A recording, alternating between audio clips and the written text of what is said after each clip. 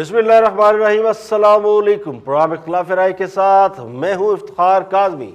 साबिक़ वज़ीर-ए-आज़म नवाज शरीफ की बेगुनाही का एक और सबूत सामने आ गया। जस्टिस शौकत अजीज सिद्दीकी ने सुप्रीम कोर्ट के रूबरू इंकशाफ किया है कि एस्टेब्लिशमेंट की बाज़ अहम शख्सियात नवाज शरीफ को सज़ा दिलाना चाहती थी। जस्टिस शौकत अजीज ने अदालत को दिए गए एक बयान में बताया कि उनसे ये पूछा गया कि अगर पनामा केस में नवाज शरीफ की अपीलें आपके पास आएंगी तो आप क्या करेंगे। तो जस्टिस शौकत अजीज सिद्दीकी कहते हैं कि मैंने जवाब दिया कि फैसला मेरिट पर होगा। मैंने खलफ उठा रखा है और जो मेरा खलफ जिस बात का तकाजा करता है उसके मुताबिक ही फैसला दूंगा। तो उन्हें जवाब दिया गया कि इस तरह तो उनकी 2 साल की मेहनत ज़ाया हो जाएगी। तो इस्लामाबाद हाई कोर्ट के साबिक़ चीफ जस्टिस के सुप्रीम कोर्ट के रूबरू इस इंकशाफ ने नवाज शरीफ के उस मौक़िफ़ की तायीद कर दी है कि उन्हें इक़्तिदार से निकालने के पीछे बाकायदा एक माइंड सेट था, ना पनामा था, ना बेटे से लिया गया अकामा था। तो बज़ाहिर जस्टिस शौकत सिद्दीकी ने सुप्रीम कोर्ट में नवाज शरीफ के खिलाफ होने वाली साजिशों को बेनकाब कर दिया है। जस्टिस शौकत सिद्दीकी ने इस हवाले से बाज़ अहम शख्सियात के साथ उनकी मुलाकातें और उनके ख्यालात को भी अपने स्टेटमेंट में वाज़ेह कर दिया। इस बात से कतई नज़र कि जस्टिस शौकत सिद्दीकी जिन लोगों का अदालत में नाम ले रहे हैं वो महज इल्ज़ाम है या उनके पास कोई इस बात का सबूत भी है, मगर ये तासुर और मजबूत हुआ है कि बाज़ बैरूनी कुव्वतें अदालती अमल पर असरअंदाज होती है। तो जस्टिस शौकत सिद्दीकी को इस्लामाबाद हाई कोर्ट के चीफ जस्टिस के ओहदे से हटाने की वजह भी उनकी एक तकरीर थी जिसमें उन्होंने अदालती अमल पर बैरूनी दबाव होने का दावा किया था। तो कहने वाले ये कहते हैं कि जस्टिस शौकत अजीज सिद्दीकी के अदालत में इंकशाफात तारीखी हक़ाइक़ को दुरुस्त करने का ज़रिया बन सकते हैं। इससे पहले साबिक़ वज़ीर नवाज शरीफ को सज़ा सुनाने वाले एहतसाब अदालत के जज अरशद मलिक भी इस बात का इकरार कर चुके हैं कि उन पर नवाज शरीफ को सज़ा सुनाने के लिए दबाव डाला गया था। कुछ अर्सा कबल उनकी मुबैना वीडियो सामने आई थी जिसमें उस बात का एतराफ़ करते हुए पाए गए थे कि किस तरह नवाज शरीफ को सज़ा सुनाने के लिए उन पर दबाव डाला गया। तो नवाज शरीफ की सज़ा के ख़िलाफ़ अपीलों की मतवक्को तौर पर समाअत करने वाले जज वो भी आज इस बात का एतराफ़ कर रहे हैं कि ये सारा मामला न इतना सीधा था न इतना सादा था या ये मेरिट वाला मामला नहीं है।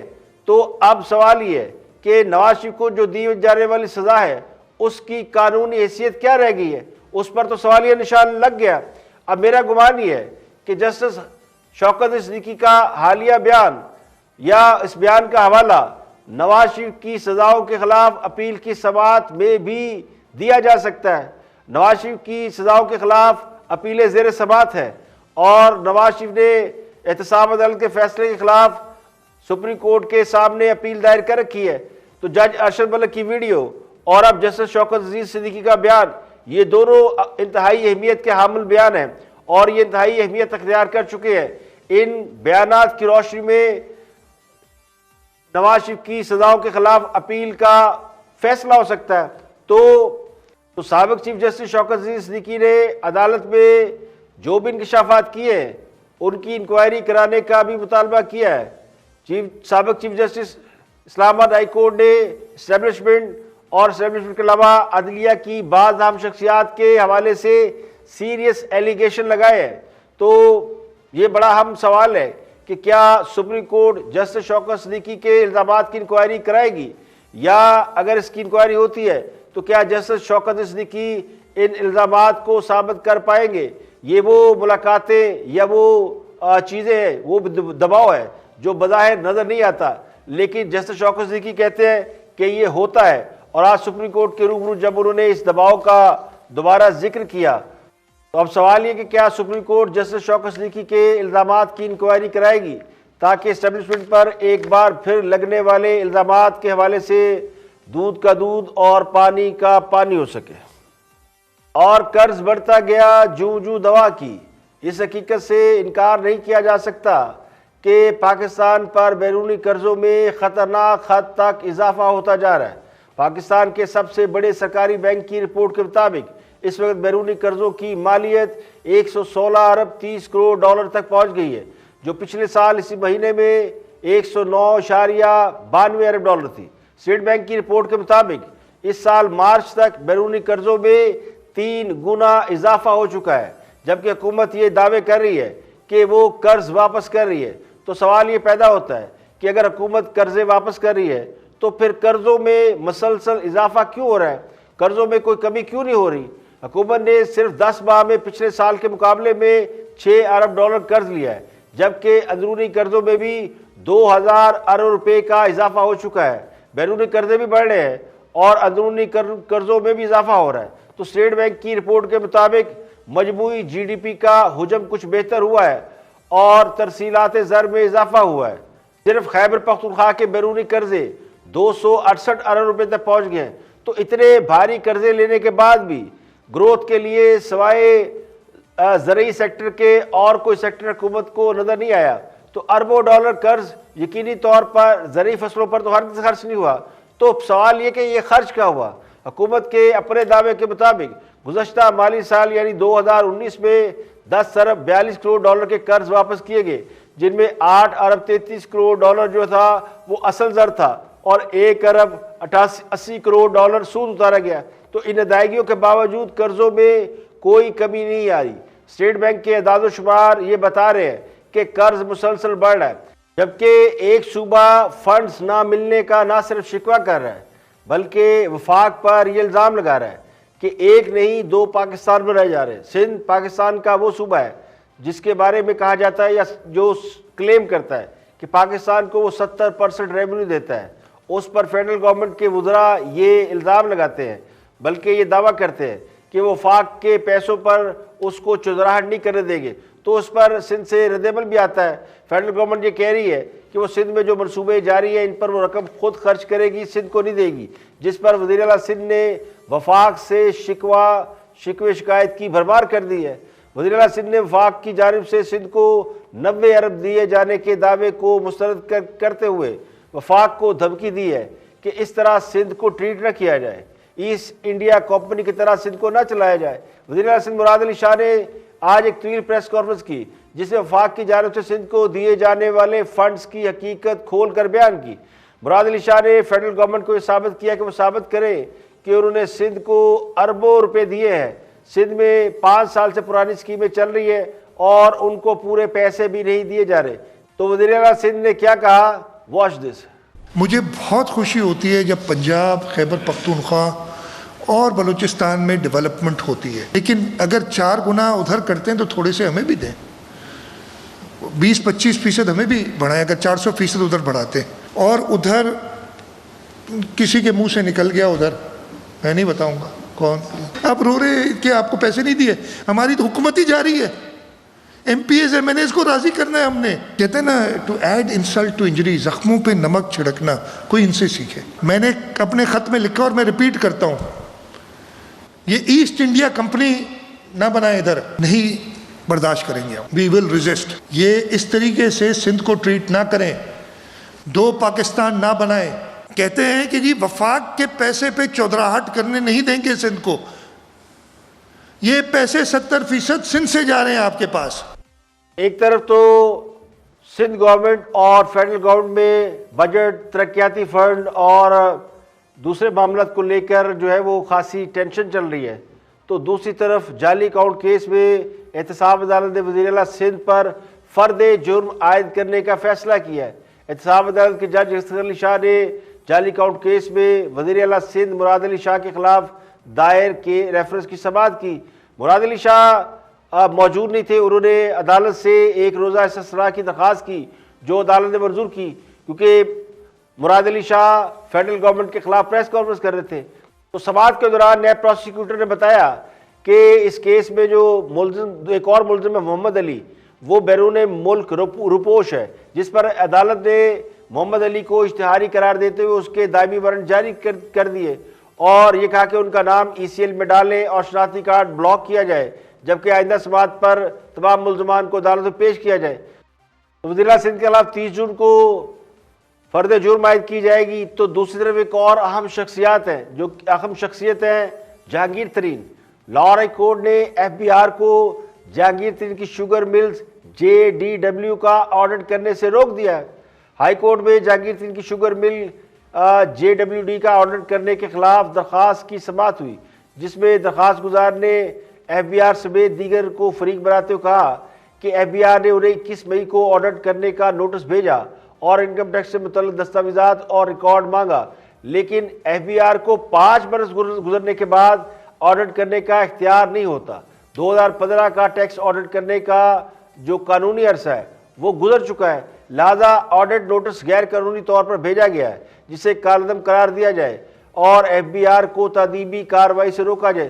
تو عدالت نے اس پر اسٹے آرڈر دے دیا اور نوٹس پر عمل درآمد کرنے سے روک دیا اور FBI کو نوٹس جاری کرتے ہوئے اس سے جواب مانگ لیا۔ تو جہانگیر ترین کیس میں جہانگیر ترین کو ایک تو FBI سے فی الوقت نجات مل گئی ہے، لیکن FIA سے انہیں نجات نہیں ملی۔ FIA ان کے فیملی اکاؤنٹس کا فرازنگ آڈٹ کرنے کی کوشش کر رہا ہے۔ FIA کے مطابق ATF مینگو فارم لودرا اور JK ڈیریز کے مالک بھی جہانگیر ترین ہیں۔ علی ترین، رانا نسیم اور JK شوگر مل خانے وال کے اکاؤنٹس کی FIA فرینزک کرنا چاہتی ہے۔ جہانگیر ترین کے تینوں بیٹوں اور جہانگیر ترین کے اکاؤنٹ اور AKT شوگر مل کا اکاؤنٹ بھی FIA فرینزک آڈٹ کروانے کی کوشش کر رہی ہے۔ جہانگیر ترین گروپ کے CEO رانا نسیم کی رہائش گاہ 76B ڈیفنس فیز 5 پر انہیں نوٹس ریسیو کرا دیا گیا ہے تاکہ اس سارے معاملے میں FIA پروسیڈ کر سکے۔ تو FIA نے رانا نسیم کو شوگر مل کے ساتھ ہونے والے معاہدوں کی تفصیلات لانے کا بھی حکم دیا ہے۔ تو شوگر کے معاملے میں بھی FIA جہانگیر ترین کے خلاف ایکٹیویٹی کر رہی ہے۔ جہانگیر ترین کی فیملی سے بھی بیرون ملک بھیجی گئی رقوم کی تفصیلات مانگی گئی ہے۔ اس کے علاوہ چینی اسکینڈل میں ملوث مافیا کا ساتھ دینے والے سٹہ بازوں کی تعداد 1000 سے تجاوز کر رہی ہے۔ FIA کے ذرائع کے مطابق چینی مافیا اور سٹہ بازوں کے 392 واٹس ایپ گروپوں سے مزید بے نامی اکاؤنٹس کا سراغ لگایا گیا ہے اور مجموعی طور پر ان اکاؤنٹ سے 622 ارب کی ٹرانزیکشن کی گئی ہے۔ ان اکاؤنٹ میں سے 7 ارب روپے منجمد کرا دیے گئے۔ واٹس ایپ گروپ سے یہ بات بھی سامنے آئی تھی کہ لاہور سمیت ملک بھر میں 1000 سے زائد سٹہ باز ہیں جن کی چھان بین کا سلسلہ جاری ہے اور اسی ریکارڈ سے یہ معلومات بھی حاصل ہوئی ہیں۔ اب چینی پر چھوٹے پیمانے پر سٹہ کھیلنے والے بھی روزانہ 5 سے 10 لاکھ روپے کماتے ہیں۔ تو اب تک اس حوالے سے صرف 5 مقدمات درج ہوئے۔ یہاں پہ لیں گے ایک بریک اور بریک کے بعد جب واپس آئیں گے تو اور بھی ہم موضوعات آپ کے ساتھ شیئر کریں گے۔ ہمارے ساتھ رہیے۔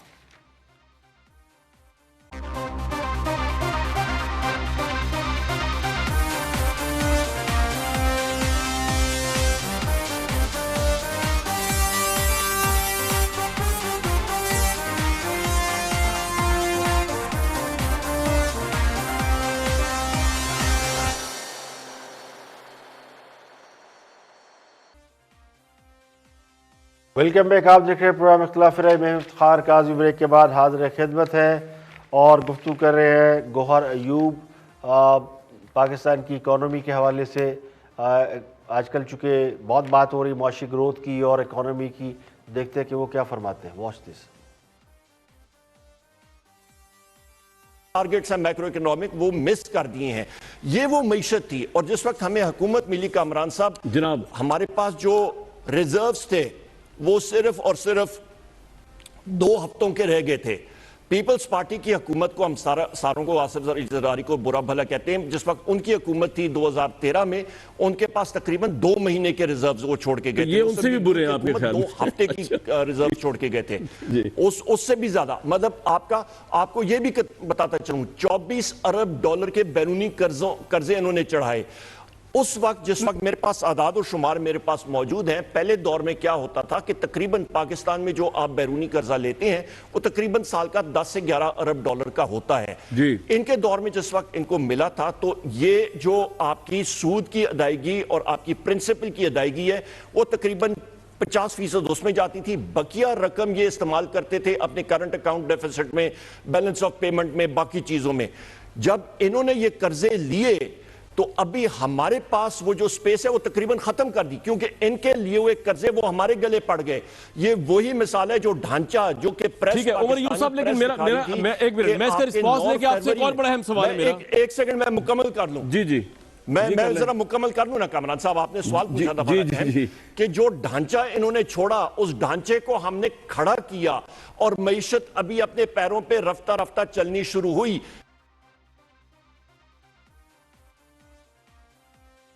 اسے کہتے ہیں ناچ نہ جانے آنگن ٹیڑھا. جن سے وزارت خزانہ نہیں چلتی وہ منصوبہ بندی کے وزیر بن جاتے ہیں. جن سے بجلی کا محکمہ نہیں چلتا انہیں اقتصادی امور کی وزارت تھما دی جاتی ہے.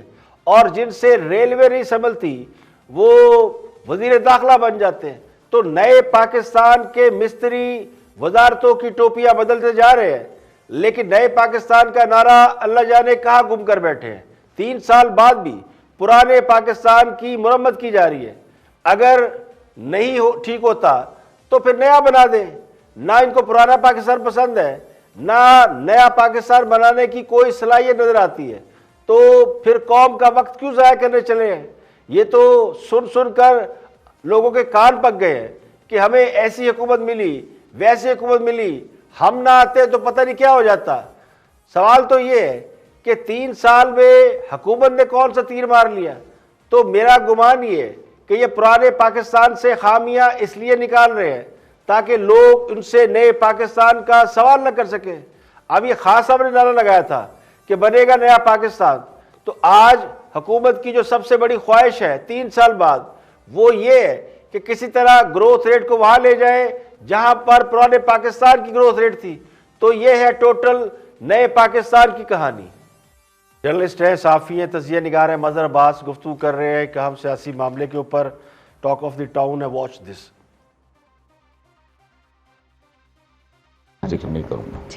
ٹھیک ہے مظہر عباس صاحب. دیکھیے شہباز شریف صاحب کو تو روک دیا گیا اور ظاہر ہے تمام تر ان کو سہولتیں ملنے کے باوجود وہ نہ جا سکے، اور ان کے نہ جانے میں بہت بڑا ہاتھ خود عمران خان کا ہے کہ انہوں نے مطلب جو لوگوں نے بھی جس تیزی سے ان کو ریلیف ملنے جا رہا تھا وہ نہیں ملا، اور تو وہ تو نہیں جا رہے وہاں. نواز شریف صاحب تو اب تک تو واپس نہیں آ سکے، اتنا عرصہ رہ رہے ہیں، نہ ان کا خود بھی آنے کا ارادہ ہے. آج کل پولو میچ دیکھ رہے ہیں، آج تصویر بھی چھپی ہے پولو میچ کی. یہ ایک نئے انداز کی مزاحمتی سیاست ہم دیکھ رہے ہیں لیکن میرا نہیں خیال کہ جو گورنمنٹ جو ہے وہ نہ نواز شریف کو واپس لانا چاہ رہی ہے، نہ گورنمنٹ انٹرسٹڈ ہے نواز شریف کو واپس لانے میں. یہ بھی میں آپ کو بتا دوں کہ گورنمنٹ کا کوئی انٹرسٹ نہیں ہے نواز شریف کو واپس لانے کا، ورنہ وہ بہت سے شہباز شریف کو یہاں رکھنے سے کیا اثرات ہیں یہ میں ذرا آپ سے آگے پوچھنا چاہیں گے اور انہوں نے طے کر لیا. اوکے ٹھیک ہے. منی فاروق صاحب. وہ میاں نواز شریف صاحب وہ شاید پولو میچ دیکھ رہے ہوں گے، ان کے نواسے جو ہیں وہی. دیکھیے خاص صاحب اور ان کے ساتھیوں کا خیال یہ تھا کہ نواز شریف کو بین الملک بھیج کر ان سے جان چھڑائی جا سکتی ہے، کیونکہ نواز شریف جتنی دیر پاکستان میں تھے، جیل میں تھے، تو ساری سیاست ان کے ارد گرد گھومتی تھی، تو حکومت سے کوئی کام ہو نہیں رہا تھا. تو خاص صاحب کو لوگوں نے کہا کہ نواز شریف کو باہر بھیج دے تو کوئی کام کر لیں. تو نواز شریف کو باہر بھیجنے کی جو اصل خواہش ہے وہ خود حکومت کی تھی. اس کے لیے ان کی بیماری کو جواز بنایا گیا. اب وہ بیماری بڑی مسٹیریس ہے. اس وقت تو لگ ہی رہا تھا کہ خدا نہ خواستہ نواز شریف صاحب کو کچھ ہو نہ جائے. تو حکومت کو اب خدشہ یہ ہے کہ کہیں نواز شریف صحت یاب ہونے کے بعد پاکستان واپس آنے کا ارادہ نہ کر لیں. بظاہر اس وقت میاں صاحب کی صحت بہتر ہے اور وہ پارٹی کے معاملات کو خود دیکھ رہے ہیں اور سیاسی سرگرمیاں بھی کر رہے ہیں.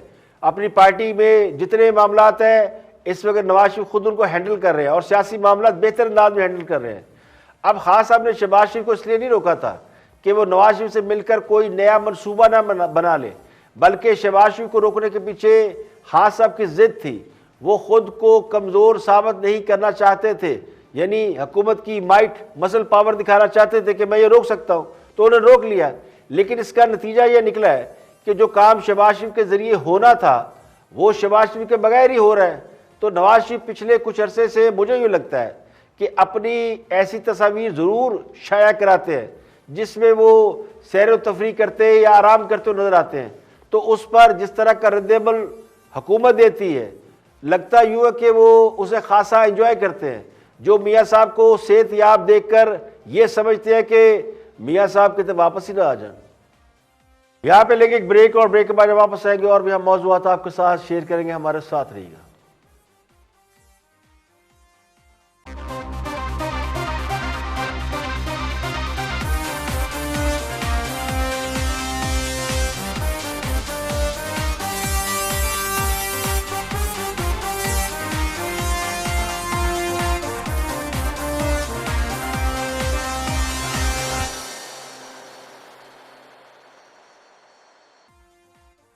ویلکم بیک، آپ دیکھ رہے ہیں پروگرام اختلاف رائے، میں ہوں افتخار کاظمی۔ بریک کے بعد حاضر خدمت ہے، آگے بڑھتے ہوئے کچھ دوستوں کی بات کرتے ہیں۔ ہمارے دوستوں کو بھی ایک بڑی اہم خبر کے اوپر اپنا تبصرہ تجزیہ دے رہے ہیں، جس میں خاص ہم نے کہا تھا کہ اپوزیشن فورس سے مل کر ان کی حکومت گرانا چاہتی ہے۔ Watch this.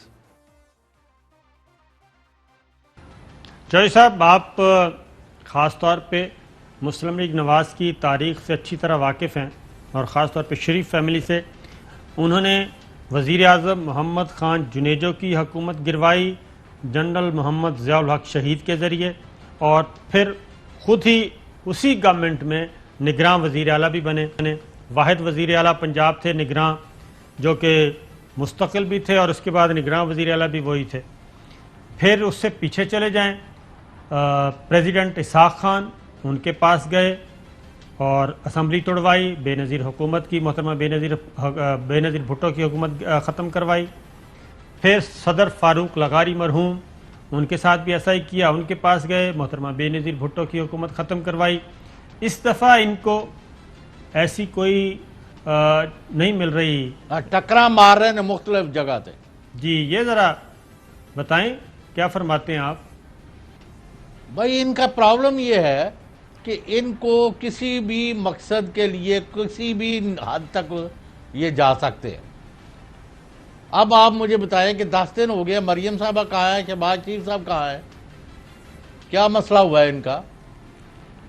ان کے آپس میں کوئی بات معاملات چیت نہیں کر رہے۔ ان کے آپس میں معاملات کافی ہو چکے ہیں، کشیدہ ہو چکے ہیں، چلیں یہ ورڈ یوز کر لیتے ہیں، اور کچھ گڑبڑ چل رہی ہے with in family political issues پہ۔ آپ کے پاس کچھ زیادہ ہے تو بتا دیں۔ نہیں 100% آپ ٹھیک کہہ رہے ہیں، ان کے درمیان ناقابل عبور دیواریں کھڑی ہو چکی ہیں، دونوں کوئی رائٹ کو جا رہا ہے، کوئی لیفٹ کو جا رہا ہے، اور اب رشتوں کا اور احترام کا جو لیول ہوتا ہے فیملیز کے اندر، اس کے بارے میں بھی سیریس کنسرن سامنے آئے ہیں، اور تو میں تک بات گئی ہے۔ ہم معاملات کی کھوج لگا رہے ہیں، جب جو ہی ساری پکچر سامنے آ جائے گی ہم ناظرین سے شیئر کریں گے۔ بالکل ٹھیک ہے۔ اور اس میں ایڈے تسی کھوجی جن کو نظر کے چشمے کے بغیر دکھائی نہیں دیتا، وہ شریف فیملی کے بیڈ روم پر دوربین لگائے بیٹھے ہیں۔ مجھے لگتا ہے کہ میرے دوستوں کی بچپن کی خواہش یہ ہے کہ کسی طرح نون لیگ میں دھڑے بندی ہو جائے اور پارٹی تقسیم ہو جائے، نواز شریف شہباز شریف الگ الگ ہو جائے، یا مریم نواز اور شہباز شریف میں لڑائی ہو جائے۔ تو سوال یہ کہ اس میں آپ کا کیا فائدہ ہے؟ یعنی تو کون میں خام ہاں۔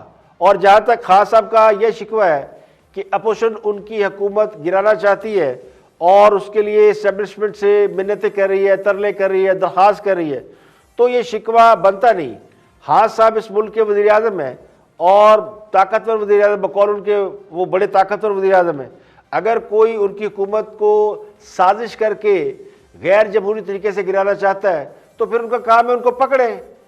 یہ تو کانسپریسی ہے، یہ تو سازش ہے کہ اگر کوئی آپ کی حکومت انلیگل طریقے سے گرانا چاہتا ہے، جمہوری طریقے سے نہیں گرانا چاہتا، اور کسی سے درخواست کر رہا ہے، اور سوال ہے کہ جن سے درخواست کر رہا ہے وہ ایسی درخواستیں سنتے کیوں ہیں؟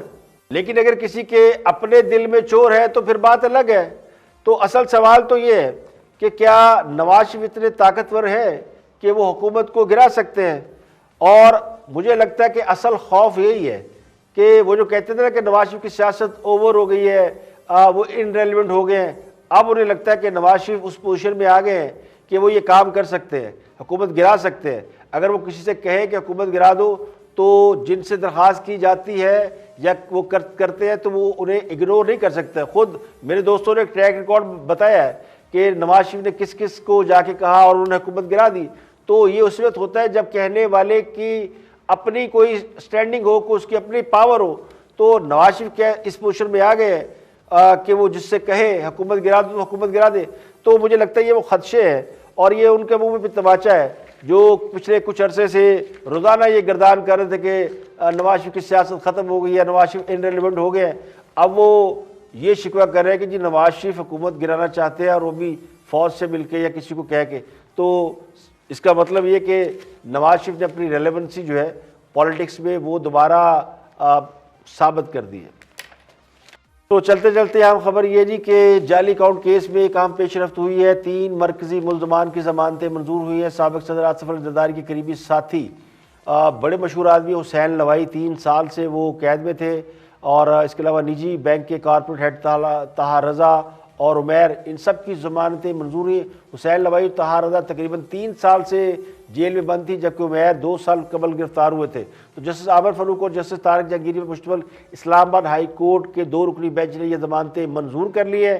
حسین لوائی کے خلاف 2 ریفرنس تھے اور دونوں میں ان کی ضمانت منظور ہوئی, جبکہ طاہر رضا اور عمیر کی ایک ریفرنس میں ضمانت منظور ہوئی. اس کے علاوہ ایک اور اہم خبر ایم کیو ایم کے حوالے سے اشتعال انگیز تقریر کے حوالے سے 21 مقدمات میں ایم کیو ایم کے رہنما جو ہے وہ بری ہو گئے ہیں.